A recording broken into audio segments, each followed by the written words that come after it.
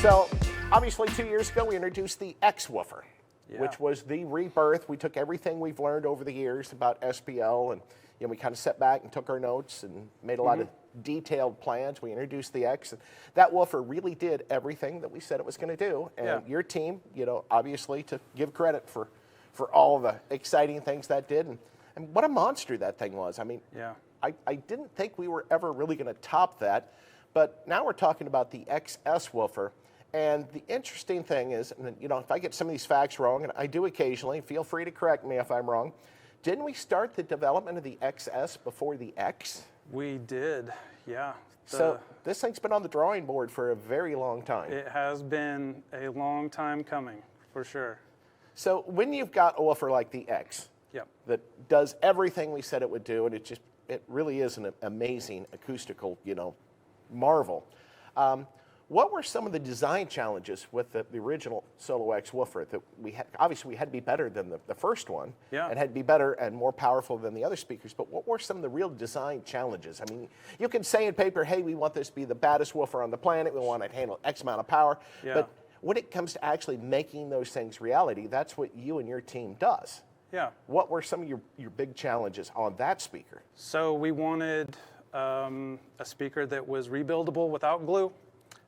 We had to come up with a way that was easy for the user to do that process. That was one challenge. A big one was to gain the excursion that we wanted and to keep the mechanical noise to a minimum, and really in a square format where we still want that advantage of more cone area. It's actually a difficult task to do. Yeah, and I remember the challenges we had with getting the thing to hold together with the cone travel, and all the different challenges, and we went through so many different types of glues and materials that could handle the heat, and it was a challenge, absolutely. I mean, then you talk about all the different cone materials, surround materials. I mean, voice coil. I mean, how many different types of voice coil? You got round wire, you got flat wire, you got octagon wire, multi-layer, which way you wind it, flat wound or edge wound. I mean, there's all these things that, I wouldn't even know where to begin. So. Well, and thankfully for us in the mechanical team, we have awesome crew on the acoustic side, like acoustic engineers that can help us through all that stuff. They'll spec out materials that they want to try, and we'll get it tooled.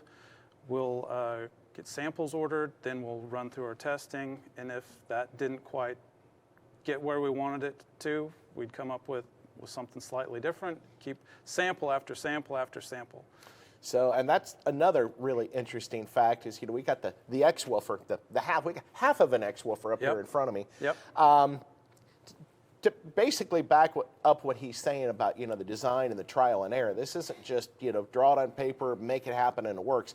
How many different revisions of the X woofer were made? Oh, my goodness. I think you told me a number once, before woofer 1 was sold. Yeah, before woofer 1 was sold, I want to say we were close to 30 rounds. 30 different versions. 30 different versions of that subwoofer before we got to where we were comfortable with releasing it. Yeah. And that tells you the dedication that his team has to making sure the product is going to perform and sound exactly the way it was. And these are just SPL woofers, right? They don't sound good, do they? Oh, no. No. It's KICKER, right? They sound really, really good. And it is amazing how good they sound. I mean, I think I was probably one of the first people that kind of broke the mold and put one in a sealed enclosure. You sure did, yeah. And it sounded awesome. Yeah, and I had to grab you to come back and listen. Yeah. We did that in Sean Ellington's car, Murder Nova. We did it in his 81 Caprice wagon. Man, those things sounded good, sealed. And, with Steve being a musician and, all the talented team here, we're not going to just build a speaker that just moves air, that is just loud, that just makes a number on paper. Right. They've got to sound good.